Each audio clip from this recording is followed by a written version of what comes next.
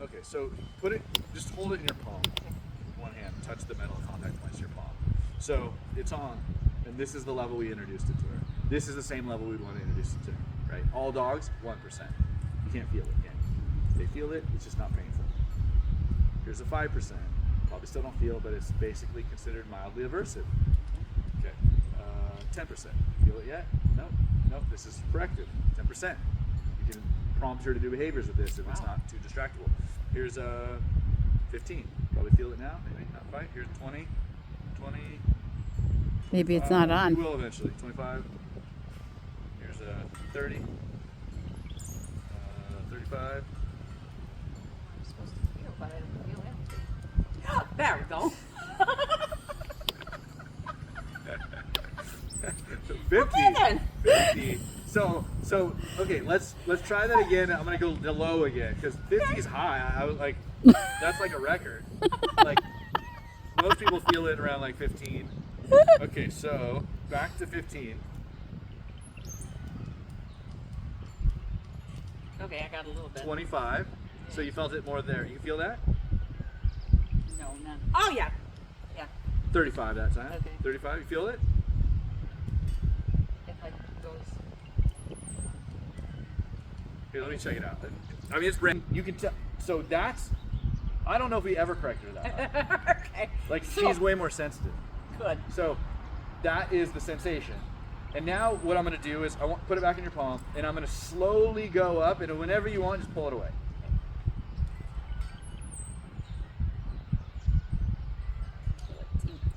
Okay.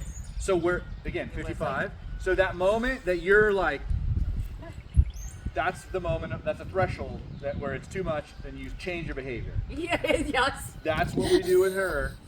If she's doing the wrong thing, we can turn it up until she changes her behavior, and when she changes her behavior, it can be released.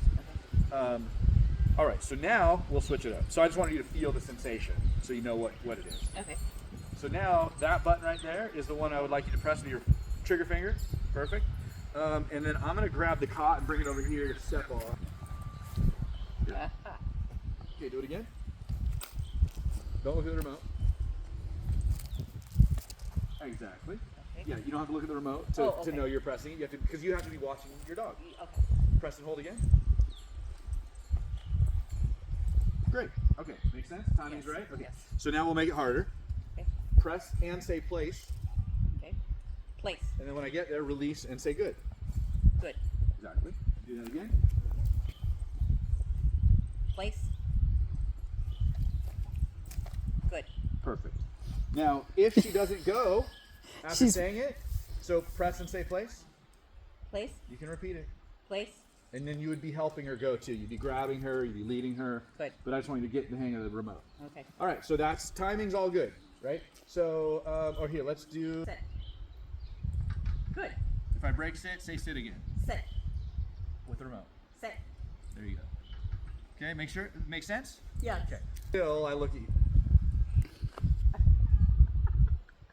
Okay. again. Okay.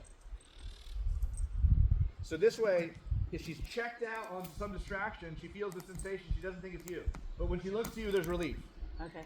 So you can be having this on when she's pursuing the wrong stuff or whatever, and you can be calling her to you with like an audio beacon of like, oh, I feel problem, I hear name, and then she looks to you, oh, it's gone. She looks away, again, it's back.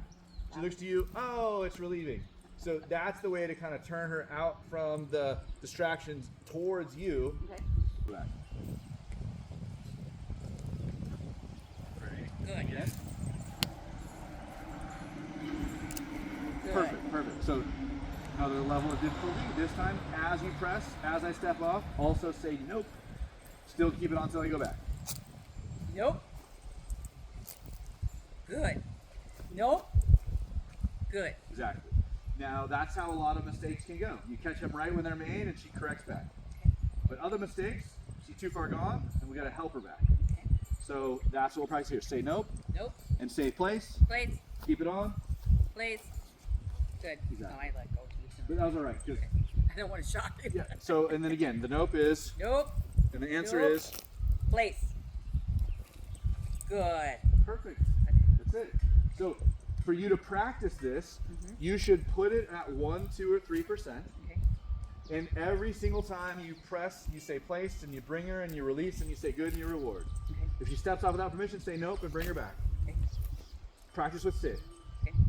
So that low level it gives you, even if you do it completely wrong, like she's standing on place and you forgot to let go, you're not going to screw it up. Okay, because it's just She might get off and go like, what are you doing? How long of a time frame should you be practicing with a dog, like at a time? Oh, well, it depends on their motivation for practice. So for her, for practice, ideally you catch her when she's hungry Okay.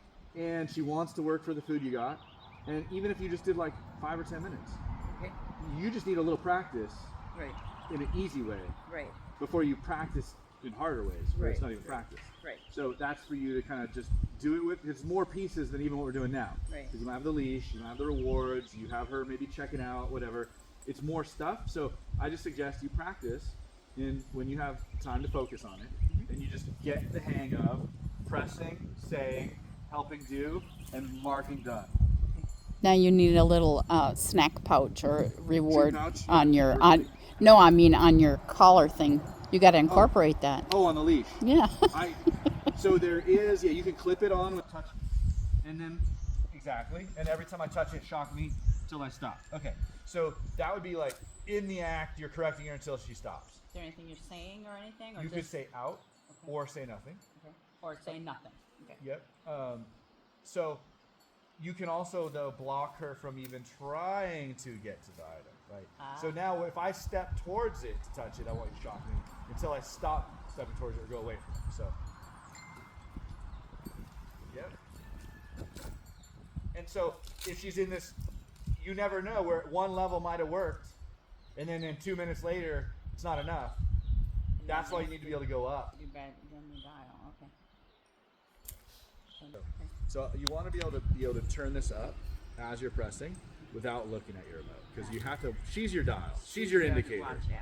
She's the indicator of if it's enough or not enough. Does that make sense? Yes. Okay, cool. So, the leash. I'm gonna show you the leash. So, picking up like a collar. I'm not asking for obedience. I'm not saying sit and let me hook you up.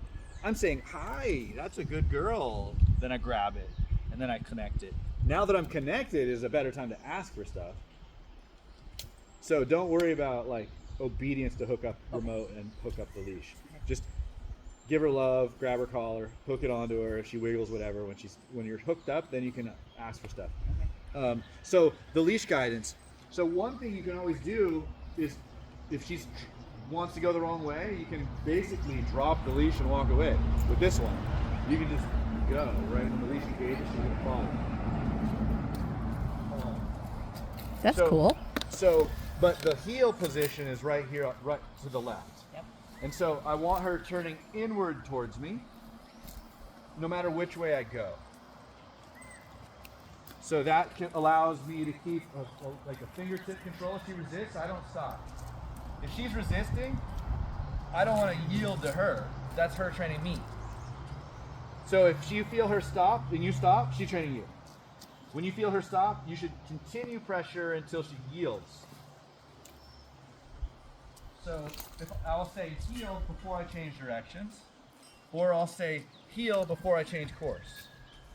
Heel, because that allows her to look at me and then follow what direction I go. Heel isn't, you have to stare at me the whole time. Heel, I can guide her with my hand past me there, good girl.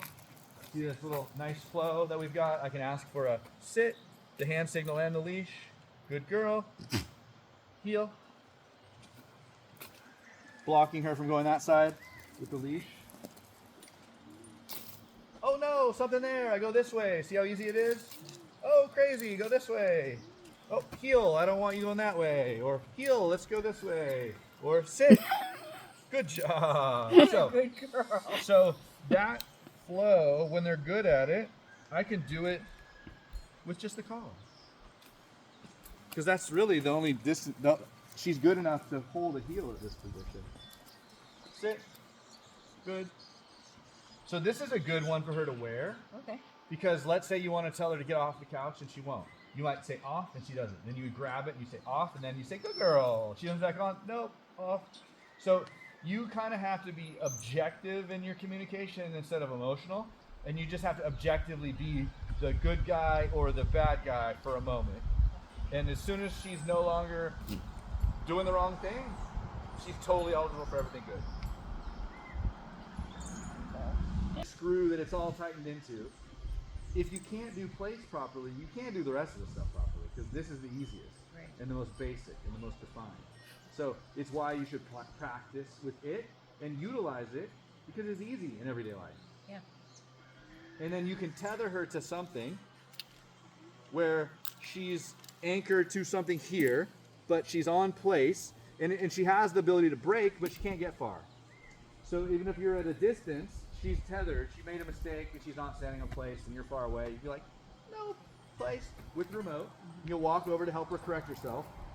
But that's an easy way for her to spend time on, like, holding place for a long time. Yeah. Just have her tethered to something close That by. will be nice for like, especially when we're on this trip now. You know, if we're at campgrounds or whatever, and we have to, Totally.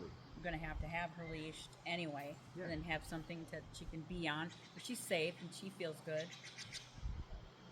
Yeah, Are you bringing a cot with you? I would like to. I don't know if they have breakdownable ones or.